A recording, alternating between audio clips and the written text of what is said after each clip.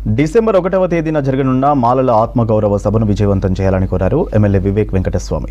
హైదరాబాద్లోని నేరేడుమెట అంబేద్కర్ భవన్లో నిర్వహించిన సమావేశానికి ముఖ్య అతిథిగా హాజరయ్యారు వివేక్. స్వచ్ఛందంగా ప్రతి ఒక్క మాల ఈ సభకు హాజరు కావాలని పిలుపునిచ్చారు.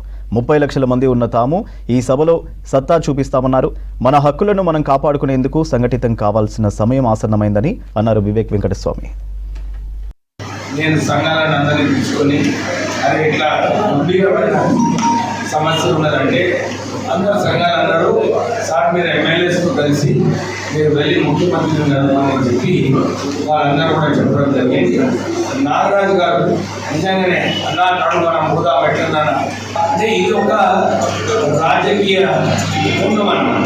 అందరూ కూడా మనకు ఓట్లు కావాలని వాళ్ళు సపోర్ట్ చేస్తుంటారు.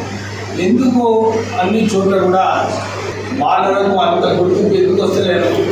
ఎందుకంటే అన్ని చోట్ల కూడా ఇదే చెప్పడం జరిగింది. మాలలు కేవలం 20% ఉన్నారు, వాళ్ళని పట్టించుకుంటే ఏం కాదు, వాళ్ళు ఎంత కూర్చుంటారని చెప్పి అందరూ కూడా ఇష్టం వచ్చినట్టు మనల్ని తిరుగుతున్నారు. అవునా కదా? అయితే మనము సెకండ్ లార్జెస్ట్ కమ్యూనిటీ అన్నమాట. మనం 30 లక్షల మంది ఉన్నాం. మనం ఏమైనా తక్కున్నామా? మనకు దమ్ము, ధైర్యము, జోషి లేదా? మనకు నెత్తురు లేదా? ఉన్నదా లేదా? నేను స్టేజ్ మీద ఉంటా, నేను మాట్లాడతా, ఎవరు కూడా ముందు ఉండద్దు, నా లీడర్షిప్ నడవాలి అని అంటే అవుతుందా? ఎప్పుడైతుంది? త్యాగం చేసినప్పుడు